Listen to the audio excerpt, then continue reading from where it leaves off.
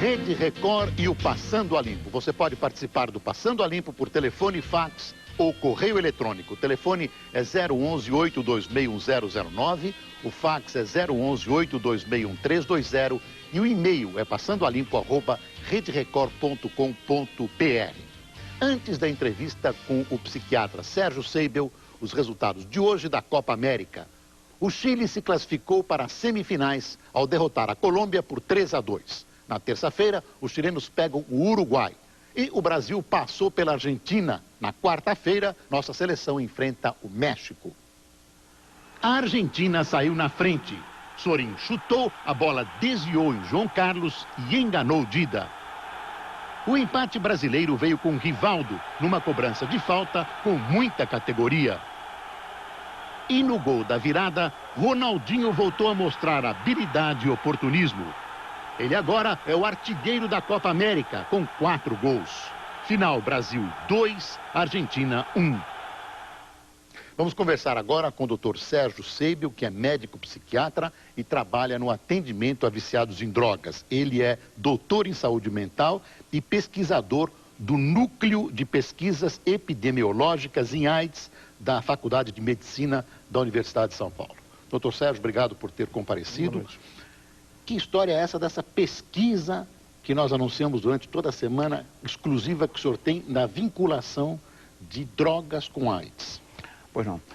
Essa pesquisa é uma pesquisa organizada no PAIDS, por esse núcleo que eu participo. Que é da USP. Que é da USP e que é financiada pela FAPESP, pela Fundação de Amparo à Pesquisa do Estado de São Paulo, e que ele é um trabalho, é um estudo de prevalência para HIV, hepatites B e C e sífilis. O que é prevalência para o telespectador? Bom, o número, vamos dizer, a taxa de pessoas contaminadas pelo HIV, pelas hepatites B e C e sífilis, entre usuários de drogas ilegais, com prevalência no crack,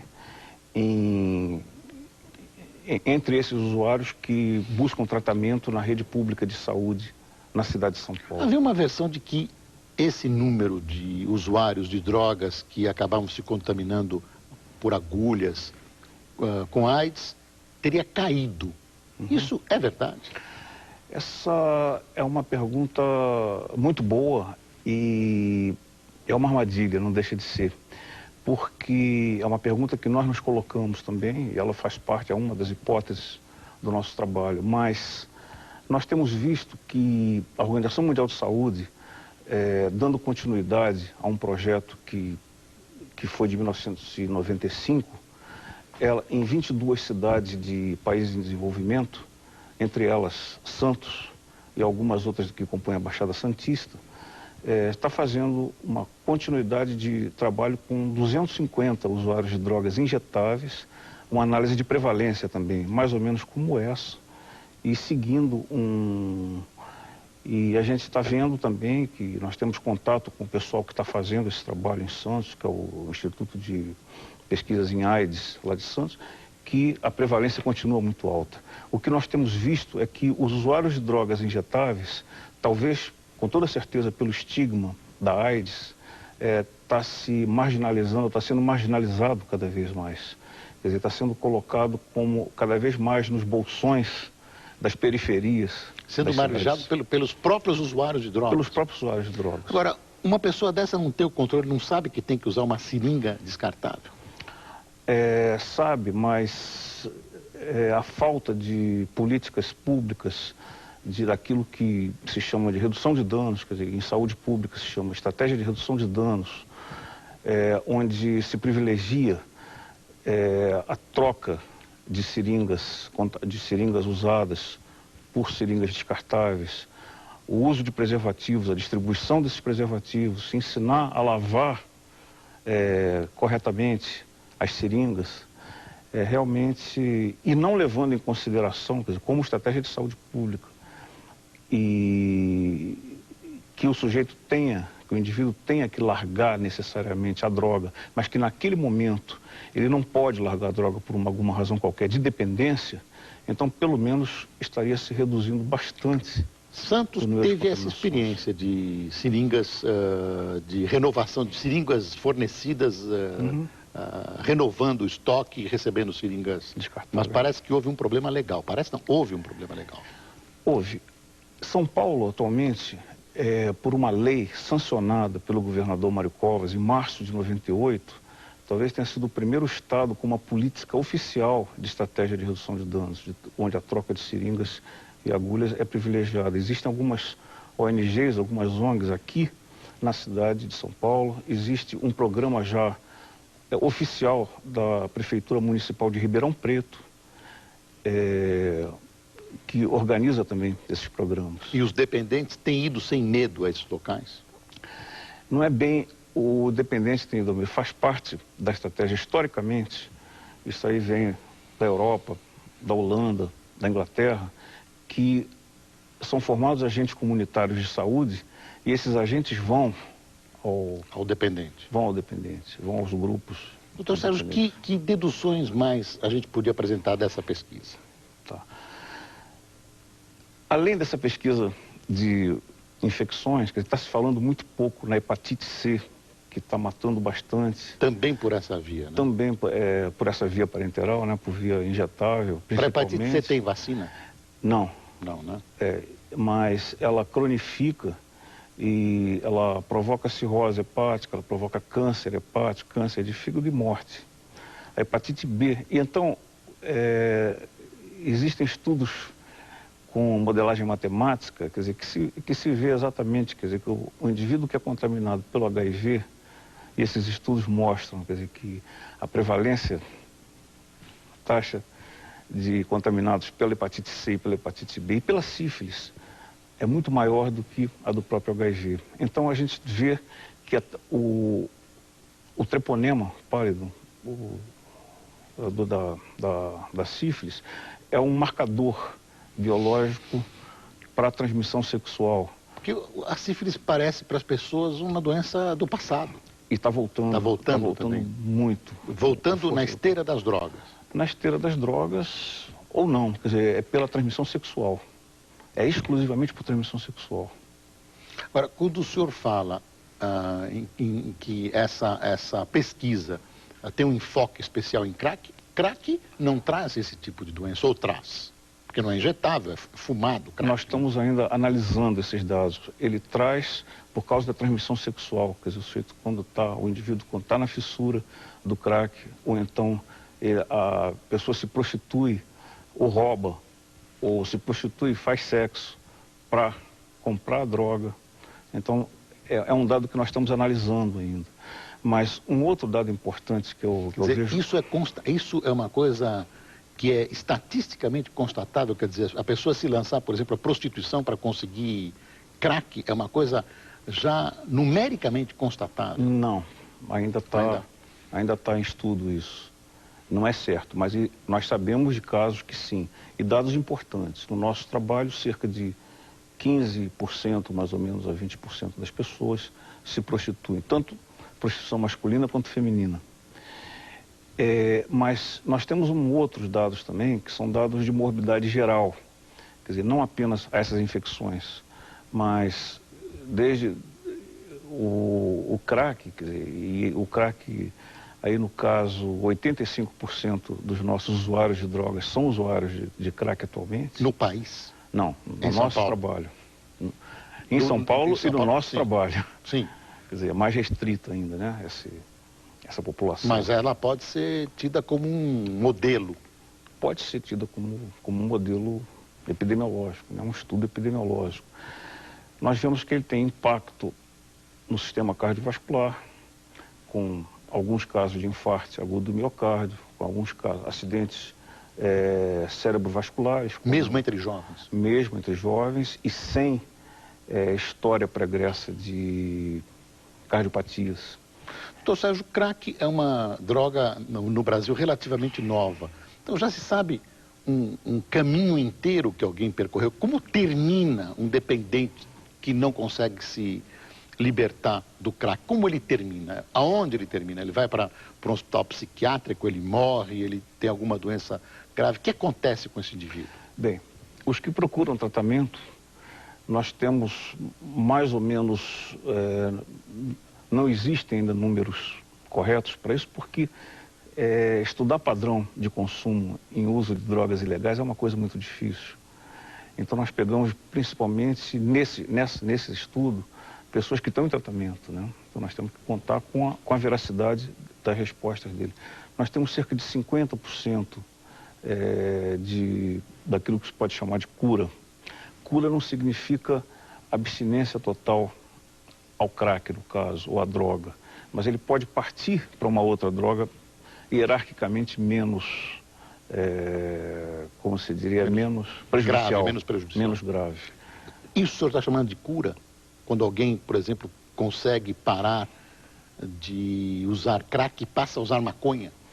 Eu veria isso como um processo de cura. Você está em processo de cura.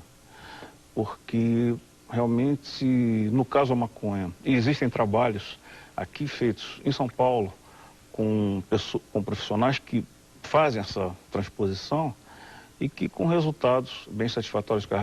O resgate dessa pessoa para a vida é muito maior do que se ele continuasse no crack, por exemplo, ou na cocaína inalada. É controvertido o que eu vou perguntar para o senhor. Há casos de jovens, por exemplo, que conseguem se libertar totalmente da dependência e passam a ter uma vida dita normal? É difícil, mas consegue. Eu tenho visto resultados satisfatórios. E alguns resultados muito menos satisfatórios e alguns outros bastante insatisfatórios, bastante frustrantes. O tratamento depende necessariamente de internação no crack? Eu acredito que sim, que num primeiro momento, para manter a pessoa afastada do meio de consumo, se a dependência dele é grave, por exemplo, a compulsividade ao uso for muito forte, eu acho que ele precisa passar um tempo isolado do meio de consumo, do meio de tráfico, dos amigos e dos colegas que o levaram a isso.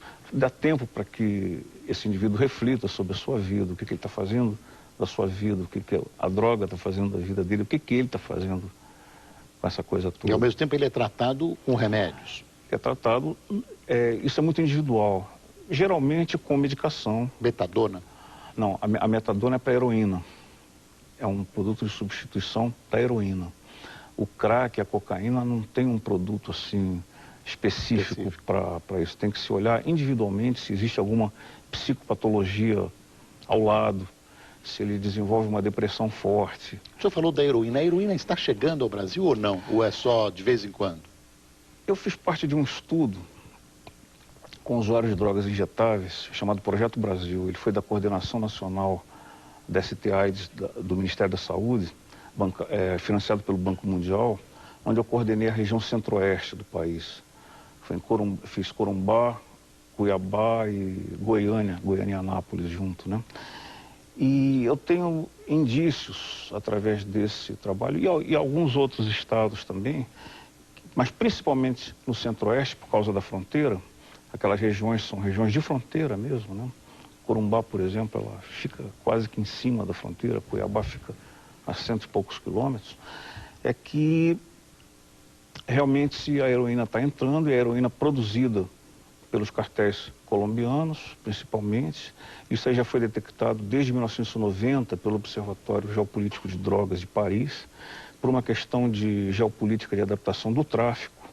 Quer dizer, então, os traficantes da América Latina passaram a plantar papoula e para a feitura do ópio e da heroína. Se isso está acontecendo, é fatal que o Brasil seja invadido por heroína também. Mais algum tempo, sim. Não se pode prever quando. Agora, a dependência causada pela heroína é semelhante à do crack? Não, é bem outra.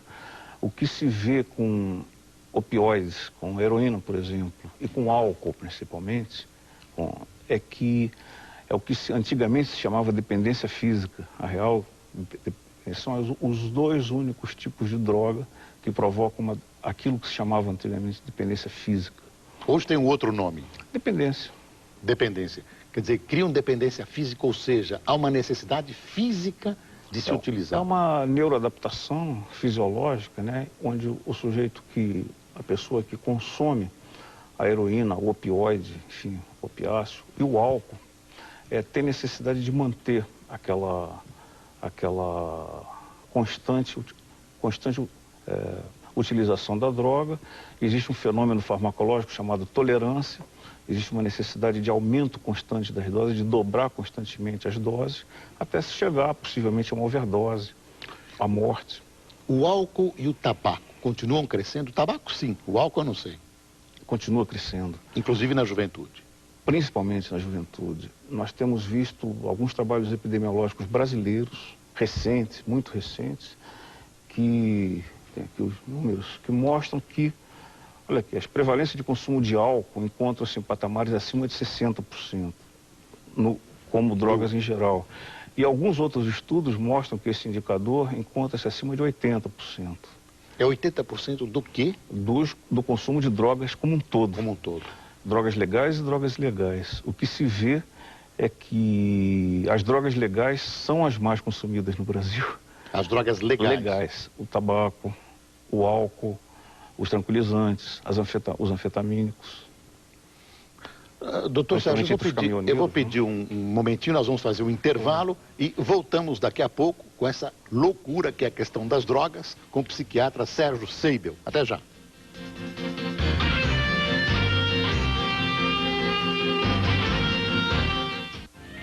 Antes de continuar a entrevista com o Dr. Sérgio Seibel, uma notícia. Morreu no México Francisco Julião, o líder das Ligas Camponesas e revolucionários canaviais de Pernambuco na década de 50. Ele estava com 84 anos e sofreu um infarte fulminante. Sem dúvida, uma figura histórica até a Revolução de 64. Doutor Sérgio, tem um bom número de perguntas interessantes aqui. O Portinari mandou um e-mail de Brasília perguntando o seguinte: sou estudante universitário de Brasília e fiquei com dúvida durante um momento da entrevista do Dr. Sérgio. Ele falou que propagandas mostrando como se limpam seringas devem ser feitas. Mas por quê? Não faria com que mais pessoas se sentissem incentivadas a usar drogas? E esse dinheiro não poderia ser usado em programas contra drogados, contra drogas? Portinari, o que está se falando, o que eu falei aí não foi em propaganda. Foi em se atingir a uma determinada parcela da população de indivíduos que não podem largar a droga naquele momento, pelo seu grau de dependência, e que essas pessoas estão sendo contaminadas e estão contaminando pelo HIV, pelas hepatites e outras doenças, e estão morrendo e estão matando. Então, isso daí é uma estratégia que eu vejo de saúde pública, para que haja uma preservação da vida. Quer dizer, não é um incentivo às drogas. Não é um incentivo à droga. Quem faz a mesma pergunta também é um estudante de Poços de Caldas, o Wagner Jaculé. É uma maneira internacional de combate até às drogas, de assumir o controle. Sem dúvida. Doutor Seibel, já ouvi falar, pergunta o Antônio Fernandes de São Paulo, que o próprio uso de droga por um aidético debilita ou piora o seu quadro imunológico, além do próprio HIV. Há alguma verdade nisso? É verdade. A própria cocaína, que é a droga mais usada no Brasil, ela é um imunodepressivo. Né? Depressivo. O José Carlos da Praia Grande pergunta: gostaria de saber se pode haver alguma relação entre adolescentes hiperativos e drogas e qual a incidência desses casos se usar. Eu não sei qual foi a intenção dessa pergunta, quer dizer, mas o que se vê é que o tratamento, até há pouco recomendado para crianças hiperativas, é justamente com anfetaminas. Eu não sei até que ponto essas anfetaminas podem estar auxiliando numa possível dependência às anfetaminas ou à cocaína.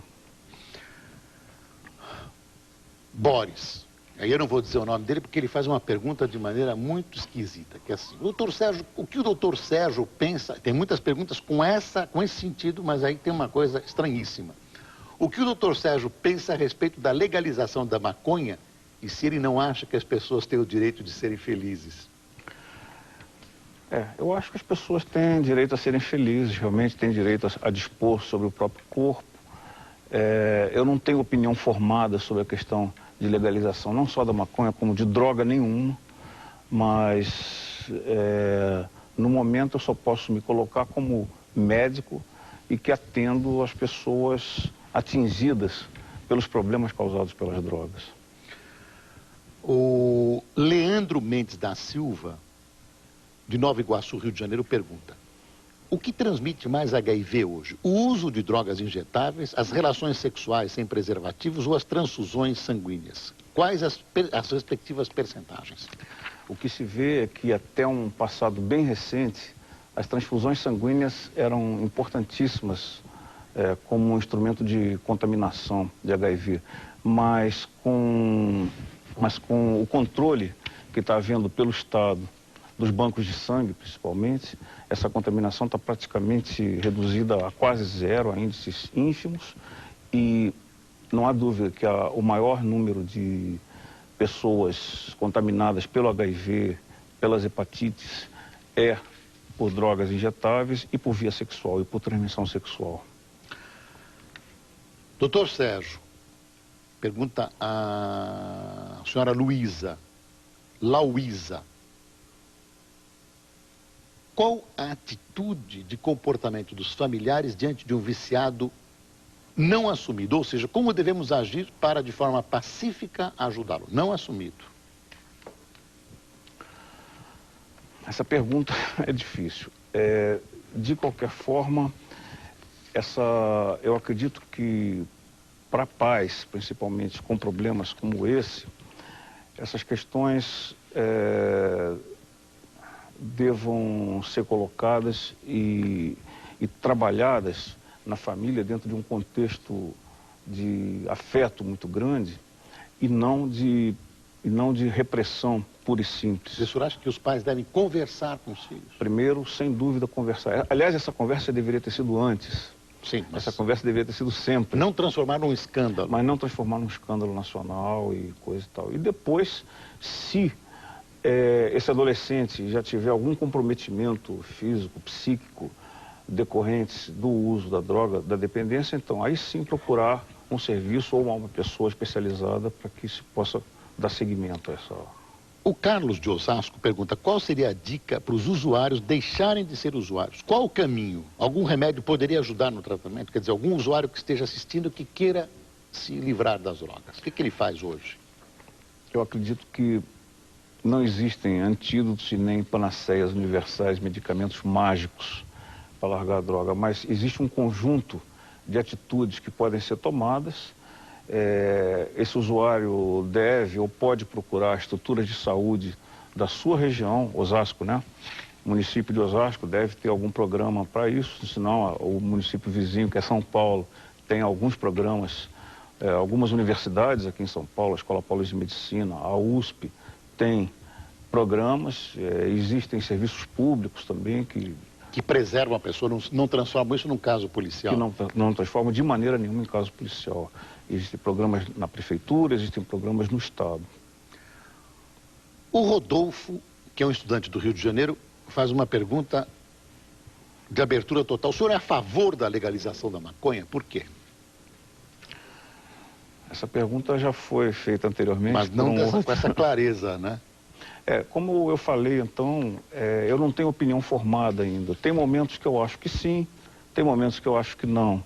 O fato é que, cientificamente, não está ainda demonstrado, ou pelo contrário, está demonstrado sim pelo INSERM, que é o Instituto Nacional de Pesquisa Médica da França, que a maconha faz menos mal do uso crônico da maconha, faz menos mal do que o uso crônico do cigarro de tabaco e do álcool, por exemplo. Eu acho que essa questão é uma questão que precisa ser colocada para a sociedade, a questão da legalização da maconha, eventualmente de outras drogas, e que realmente é um assunto importante para ser debatido. Maconha não levaria a outras dependências? Não, havia uma teoria muito antiga, teoria da escalada, que a maconha seria a porta de entrada para as outras drogas. Nós temos visto que não, que quem vai se drogar, se droga realmente com o que tem. A maconha é uma droga mais fácil de ser encontrada, assim como o álcool, assim como o tabaco.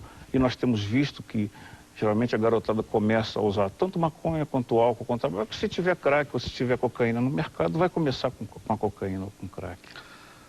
Doutor Sérgio, na sua opinião, pergunta o Rodolfo Fraga, quais são os principais motivos que levam um jovem de classe média a usar drogas?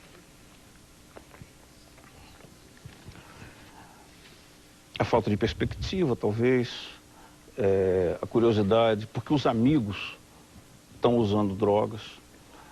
Existe uma multiplicidade de fatores aí que cada pessoa em si, é uma pergunta, eu já trabalho com usuários de droga há muitos anos, e desde o primeiro até hoje, eu sempre me pergunto, e cada um tem uma multiplicidade de fatores ou de motivos. Cada um tem um complexo.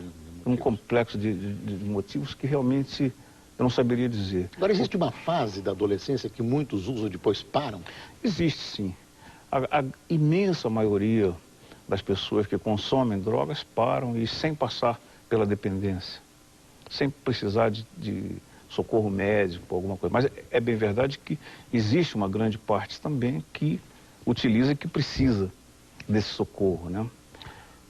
Tem uma pergunta aqui, a Ana Lúcia pergunta, gostaria de saber do entrevistado o que ele acha do chá do Santo Daime. O chá do Santo Daime. Eu fiz parte de um grupo de trabalho do Conselho Federal de Entorpecentes em 1985. Foi o primeiro grupo de trabalho, praticamente, que trabalhou essa questão. Nós fomos a diversos locais de produção do chá, no Amazonas, no Acre, São Paulo, Rio. No Rio e São Paulo não era produção, mas já eram os rituais de utilização. E realmente o que se vê é quando o produto é tomado dentro de um ritual religioso, realmente eu não vejo como problemático esse uso. Não é provocador de dependência e até agora existem milhares de trabalhos científicos internacionais que mostram que realmente ele pode ser tomado dentro de rituais religiosos, dentro de uma busca religiosa, desde que sejam confinados a essas religiões, que sem problema. O Daniel Machado pergunta, que é um estudante do Rio de Janeiro, pergunta quais os prejuízos ao organismo do uso da maconha? Pois é, o que se vê aí e está sendo discutido ainda é uma possível síndrome, eu colocaria até entre aspas isso, a motivacional no adolescente. Mas por que isso? Quer dizer, ele fica sem motivação? Sem motivação, mas isso daí está sendo discutido também. O que seria isso? A adolescência é uma fase de transição difícil, a maconha, pelos seus próprios efeitos tranquilizantes, deixaria um sujeito mais sedado e mais...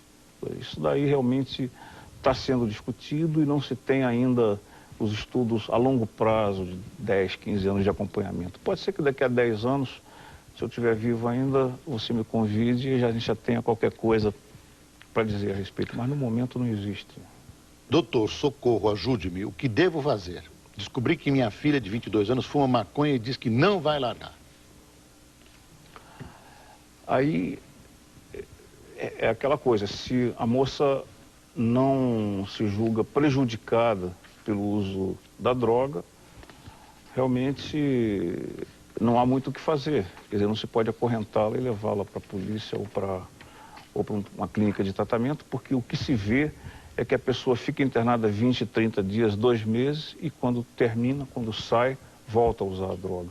A pessoa tem que estar bastante motivada e sentir que a droga está lhe sendo prejudicial. Essa tem sido a prática, a minha prática. Reparo no meio universitário e em outros ambientes que adolescentes, principalmente de classe média, usam as drogas também como um veículo social de atingir determinados grupos de pessoas e tentar moldar um jeito de ser a partir desse. Na minha opinião, é a forma mais forte de como se processa a sedução do jovem com as drogas. Já pensou como podemos acabar com esse mal e por que a cabeça do jovem, a síndrome do malandrinho, quando eles se drogam? Marco Aurélio, que é um estudante da USP. Esse é um processo. Pode ser um processo, sim. Eu me lembro, há algum tempo, na época da minha juventude, adolescente, coisa e tal, era bonito fumar cigarro de tabaco dentro da sala de aula, fora da sala de aula, no banheiro do colégio. Hoje em dia, a maconha ou outra droga qualquer, que são drogas ilegais e proibidas, provocam essa necessidade de se garantir frente ao grupo, né? Porque sou mais machão, porque estou fazendo algo proibido, alguma coisa desse tipo. Mas nós devemos deixar bem claro que álcool e tabaco são drogas também.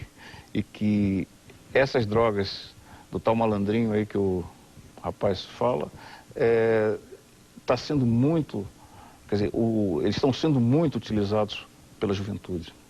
Doutor Sérgio, chegamos infelizmente ao final. Eu queria cumprimentá-lo pela maneira científica e adulta com que o senhor abordou um problema tão delicado. Eu confesso que passei calafrios aqui em alguns momentos de análise científica tão honesta, tão franca e tão firme a respeito das drogas. Eu cumprimento por essa coragem publicamente de colocar determinados temas polêmicos da maneira mais corajosa possível. Muito obrigado por sua presença e boa noite e até domingo que vem com mais um Passando a Limpo. Até lá.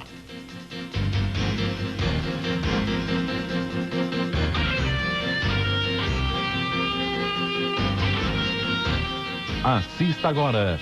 Fala que eu te escuto.